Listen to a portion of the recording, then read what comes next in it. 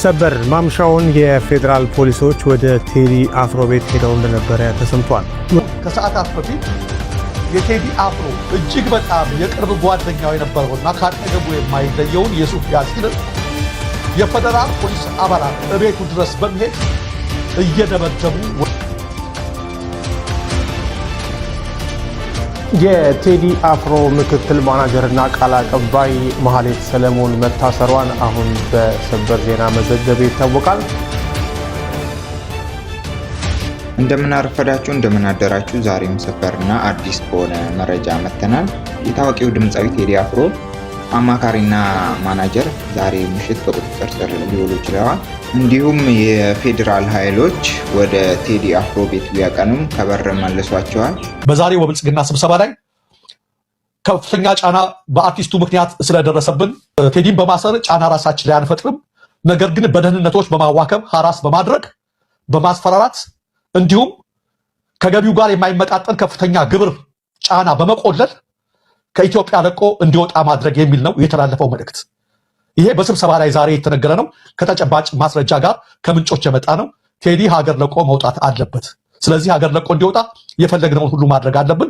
በዋነኝነት የምንጠቀመው ሐራስ ማድረግ ማዋከብና ከገቢው ጋር የማይመጣጠን ሰሞኑን አግኝቷል ከተባለው ጋር ከፍተኛ የግብር ጫና መቆለል የሚል ነበረ።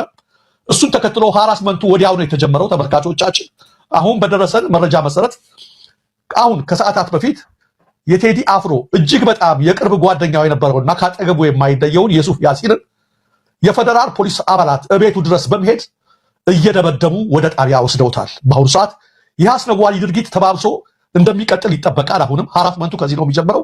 ስለዚህም ብለዋል በርካታ የቴዲ አድናቂዎች ከአዲስ አበባ ባስተላለፉት መልእክት ሁላችንም በአንድነት ይህን መልእክት ሸር በማድረግ ስለ ሁላችንም ተብሎ የተከፈለልን ዋጋ በጋራ ሁነን በሰላማዊ መንገድ እንድንመክት ጥሪ እናቀርባለን የሚል መረጃ ነው የተላለፈው። እንግዲህ የሱፍ ያሲን ማለት ከቴዲ ጋር አብሮ የማይለየው ማለት ነው። በጠዋቱ ስብሰባ ላይ በተለይ በኦሮሚያ ብልጽግና ላይ በተደረገው ስብሰባ ቴዲን ሐራስ ማድረግ፣ በደህንነቶች ማዋከብ፣ እረፍት ማሳጣት የሚል ነው አንዱ። ሁለተኛው ግብር መጣል የሚለው ነው። ተመልካቾቻችንን ከመጠን በላይ ግብር መጣል የሚችል ነው። ስለዚህ ሐራስመንቱን አሁኑ ጀመሩት። በዚህ አጋጣሚ መልእክት ይተላለፍልን ያሉ የቅርቡ ሰዎችም ቴዲያው እውነት እስከያዘ ድረስ ይደፍራል፣ ብዙ ነገር ያደርጋል። ነገር ግን በዚህ ሰዓት ላይ ከፍተኛ ጥንቃቄ የሚያስፈልግ ስለሆነ አሁን በርካቶች ማሳሰቢያ እየሰጡ ያሉት ለምንድን ነው? ቴዲ የሱፍን ለመጠየቅ ወስደውታል እየደበደቡ ፌደራል ፖሊሶች ለመጠየቅ ወደ ፖሊስ ጣቢያም እንዳይሄድ የሚል መልእክት እየደረሰ ነው። ሰበብ ነው አሁን የሚፈልጉበት፣ የተለያየ ነገር እየፈለጉበት ስለሆነ ቴዲ እባክህ ምንም ነገር እስከሚያደርጉ ድረስ ከእንደዚህ አይነት እንቅስቃሴዎች ፈለጉት የሚያደርግ አንተ በትዕግስት ተጠባበቅ፣ የሱፍን ለመጠየቅም እንዳትሄድ ወደ ፖሊስ ጣቢያ የሚለው መልእክት እባካችሁ አድርሱ የሚል ነው። ነገሩ በጣም የሚያበሳጭ ነው። ይሄ ብቻ አይደለም፣ ወጣቶችን በማሰር ነው የተጀመረው። ቀጥሎ ደግሞ ሌሎች ወጣቶችን ወደ ማሰር ነው የሚቀጥለው ተመልካቾቻችን። ከዛ ደግሞ እሱ አጠገብ ያሉትን እያሰሩ እኛንም ህዝቡንም ቸክ እያደረጉት ነው።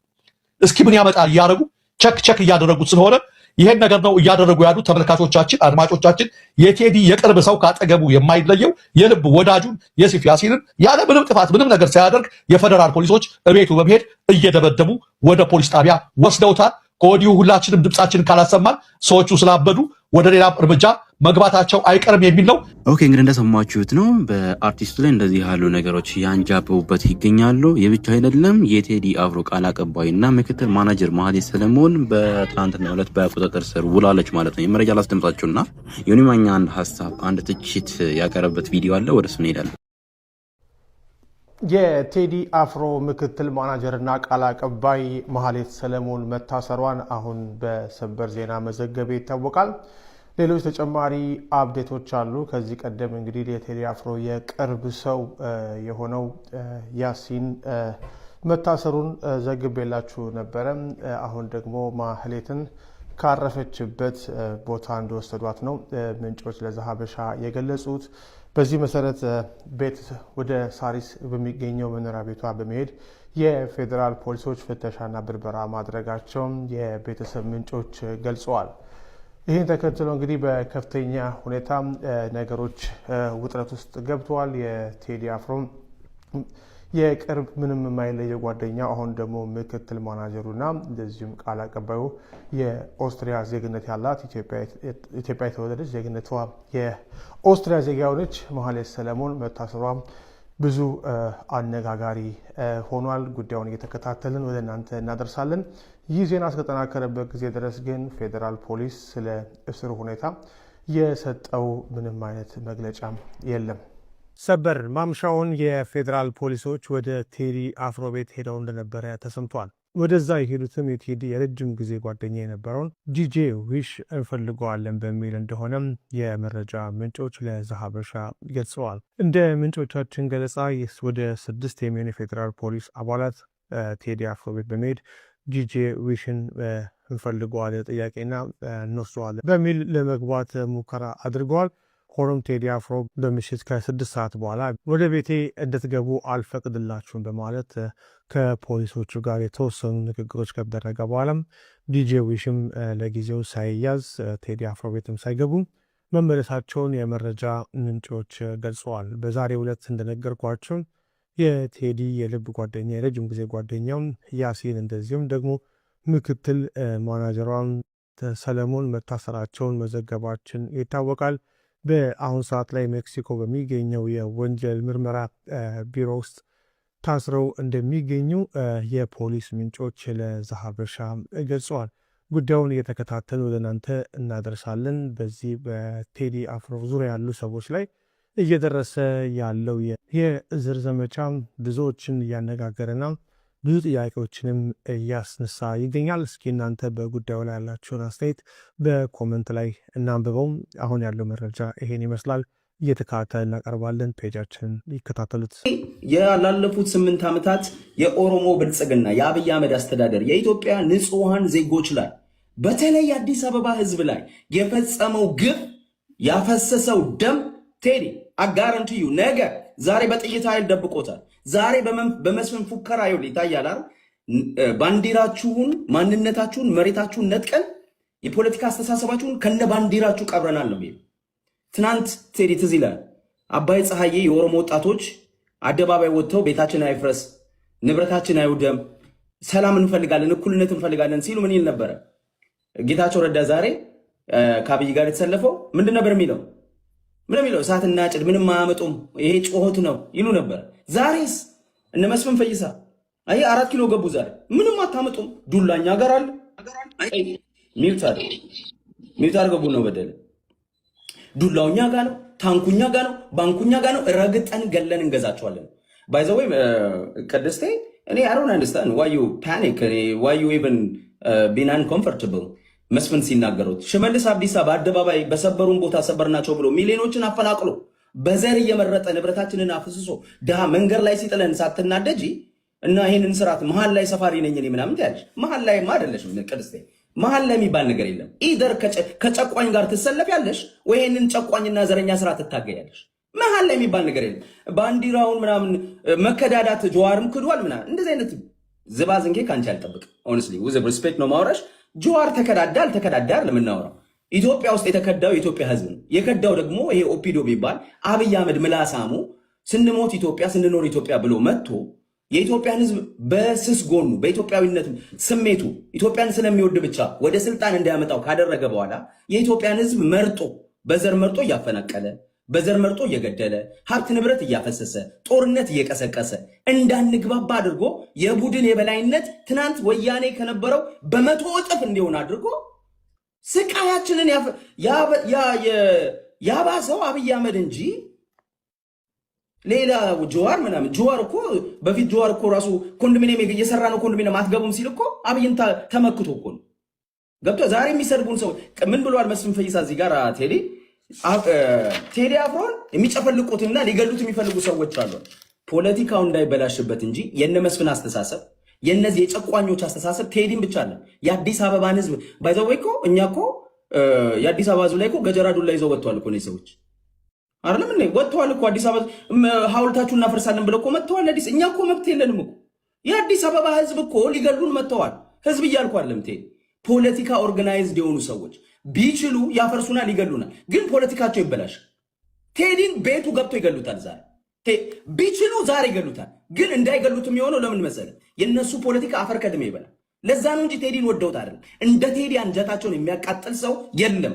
ቴዲን ድሮም ነው የሚጠሉት። ባይዘው ቴዲን እነሱ የሚረግሟትን እነሱ የሚጠሏትን ኢትዮጵያ ሲያቀነቅንና ለዛ እውነት ዋጋ ሲከፍል የኖረ ነው። ከቴዲ በላይ የሚጠሉት ሰው የለም። ቢያጠፉት የሚወዱት ሰው የለም። አብይ አህመድና ቴዲ አፍሮ የሚሰብኳት ኢትዮጵያዊነት አንድ ነች ይለኛል። የትኛው ቴዲ አፍሮ ይሄ ዘር ፖለቲካ ያጨራርሰናል ይቀየር አያስፈልግም ሲል አብይ አህመድ ለአንድ ብሔር ብዬ አልቀይርም፣ ይሄንን ህገ መንግስት አይቀየርም። ቴዲ አፍሮ ኢትዮጵያ ስል አብይ አህመድ እኔን የሚከላከሉልኝ ከለገጣፉና ከብራዩ ይመጣሉ ነው። ኢትዮጵያማ መጫወቻው ነች። ኢትዮጵያማ እኛን ማታለያው ነው። ገብቷል? እንደዛ ነው። አብይ አህመድ ቤታችንን እንደዚህ እየነገረን ኢትዮጵያ እያለ ቤታችንን በላያችን ላይ አፍርሶ አሁን ይሄ ልጅ ምን አለ መሰለህ፣ አሁን ከቆሻሻ ላይ ተደጋግሞ የሚነገር ነገር አለ። ቴዲ እኔ ከዚህ በፊትም ብየዋለሁ። የአዲስ አበባ ልጅ the most privilege የሆነ ቴዲ እኛው ቆሻሻ ከተማ ውስጥ ነው የኖርነው አይደል ቴዲ? አንተ የክፍለ ሀገር ልጅ ከሐዋሳም በለው እንደውም ሐዋሳ ትንሽ የሰለጠነች ነች። ከየትኛውም የሀገሪቷ ከተማ ከመቀሌ በለው ከሐዋሳ በለው ከጅማ በለው ከየትኛውም የሀገሪቷ ከተማ በላይ ጽዳት ያላት የሆነ ቦታ የቆሸሸ የለም እያልኩ ነው። ካሳንቺስ ምናምን አልቆሸሸም እያልኩ ነው። ፕሪቪሌጅ ያለው ቴክኖሎጂ የሚጠቀም ሽንት ቤትም የነበረው ሽንት ቤት ላይ ቁጭ ብላችሁ ይለኛል። ልክ አዲስ አበባን በቃ በሙሉ ሜዳው በሙሉ ሽንት ቤት በሽንት ቤት እንደነበረ መጀመሪያ እኛ ሽንት ቤት መጠቀም እኮ ስለምንችል ነው። ጫካ ውስጥ ነበር የምትጸዳዱት። ሽንት ቤትም እንኳን አልነበረባችሁ። እኛ ዊዝ ፕሪቪሌጅ ቴዲ እኛ ሽንት ቤት እኮ የኖረን እኮ ስለሰለጠንን እኮ ነው። መንደር ውስጥም ቢሆን እኮ ሽንት ቤት ከሌለው ቦታ መጥተህ ሽንት ቤትን አጸዳውላችሁ አትለኝም። ስለ ሽንት ቤት ሳታቅ ስለ ሽንት ቤት ጽዳት ልትነግረኝ አትችልም። who the fuck are you? ማን አንተ? መጀመሪያ ስለ ስልጣኔ ሳታቅ ስልጣኔ ላስተምራችሁ ነው። መብራት ላገባላችሁ። እሺ ስልጣኔውንና መብራቱን ስራልኝ። እኔን አፈናቅለ ዳር ጣለኝ አልኩ ወይ? እናንተ ከአዲስ አበባ ስትፈናቀሉ ከካሳንቺስ ከፒያሳ ከካሳንቺስ ከፒያሳ ስትፈናቀሉ የኦሮሞ ገበሬ መሬቱን ተነጥቋል። እኛ የኦሮሞ ገበሬን አፈናቅለልናል እንጂ እኔ በቦታዬ እዛው ፒያሳ ከተፈናቀልኩኝ አንደኛ ቦታዬን ለምንድነው በጉልበት የምትነጥቀኝ? ቅድም ቴምር ብለዋለች 30-40 ሚሊዮን ብር የሚያወጣ ባይዘው የቀበሌ ቤቶች ብቻ ነው የሚፈርሱ፣ መንደሩን ነው የሚያፈርሱት። እኔ ከዚህ በፊት ነግሬያለሁ። አንድ ካሳንቺስ የነበረች ሴትዮ እኔ መድረክ ላይ መታ የመሰከረችው ልንገርህ። ሴትዮ ሳይሆን እናት አባቶቿ 130 ዓመት የኖሩና አማሮች ናቸው። መሬታቸው ቢዝነስ አለ፣ 10-20 ቤት አለው። ቤት ውስጥ ስጋ ቤት አለው፣ መጠጥ ቤት አለው። አፈረሱና እስካሁን ምትክ እንኳን አልሰጧቸው። ቦታውን ነጥቀው ለማን ለባለ ጊዜ ሰጡት? ለኦሮሞ ካድሬ ሰጡት። ለህዝብ እያልኩ አይደል፣ ለኦሮሞ ካድሬ ሰጡት። እነሱ ፎቅ እንስራበት እያሉ ቴዲ ፎቅ መስራትን ብር አላቸው፣ ቢዝነስ አላቸው። ልጆቻቸው ውጭ ናቸው።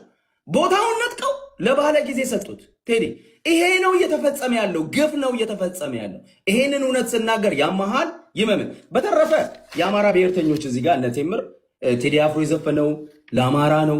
ኦፍኮርስ የአማራን ሞት ተናግሯል። ግን ዘፈኑ የኛ ነው፣ ባንዲራው የኛ ነው፣ ሁሉም እኛ ነን። እንዴ እናንተ አታፍሩም እንዴ? ቴዲ አፍሮ የዘፈነው ለኢትዮጵያ ህዝብ ነው። አዲስ አበባ አማራ ብቻ አለ፣ አማራም አለው፣ ኦሮሞም አለ። ለኢትዮጵያ ህዝብ ነው የዘፈነው፣ ለሁሉም ኢትዮጵያ። እንዲያውም ስፔሲፊክሊ የዘፈነው ለአዲስ አበባ ህዝብ ነው። የአዲስ አበባ ህዝብ ደግሞ አማራ ብቻ አይደለም። የእናንተም ዘረኝነት የእናንተም አግላይነት ዛሬ ልክ እንደ ኦሮሞ ብሔርተኛው ያደፈጠ ነገ ስልጣን ብታገኙ መስፍን ፈይሳን ነው የምትሆኑት። እነ አኪላ እነ ዩሪ እነ ቴምር እንደዛ ነው የምትሆኑት። ዘረኝነት በሽታ ነው። እናንተም በበሽታ የተሰቃያችሁ ነው። እነግራችኋለሁ። ሐቁን ነው የምነግራችሁ። ቢኮዝ እስክንድርን ጠልታችሁ ቴዲን የምትወዱበት አንድም ሐቅ የላችሁ። እስክንድር ነጋ ባይዘው ወይ አዲስ አበባ ቤት ሲፈርስ እንዳይፈርስ የቆመ አዲስ አበባ ዛሬ የደረሰበት መከራ እንዳይደርስበት ተደራጅ ብሎ ዋጋ የከፈለ ነው። እስክንድር እኮ ሲታገል ገጀራ ኦፊስ ውስጥ ይዞት ሄዱት እኮ የኦሮሞ ወጣቶች ቄሮ የሚባሉ ናቸው። ገጀራ ይዞ ነው የገቡት አይደለም። እስክንድር በተግባር ዋጋ ከፍሏል። እና እስክንድርን በአማራነቱ በአዲስ አበባነቱ በኢትዮጵያዊነቱ ሲታገል እስክንድር አጥፊ ነው። እስክንድር የአማራን ብሔርተኝነት ሊያጠፋ ነው። ቢኮዝ እሱ አስተሳሰቡ እኩልነት ነው ብላችሁ ስታጠፉ የነበራችሁ ሰዎች ዛሬ ደርሳችሁ ቴዲ አፍሮን ወዳጅ ሆናችሁ አትምጡ። እናንተም ዘር አመሰግናለሁ። ቲንክ አዲስ ታይምስ ወደ አያና እንሄዳለን። እሺ አዲስ ታይምስ እንትን ይለኛል። በነገራችን ላይ እንደ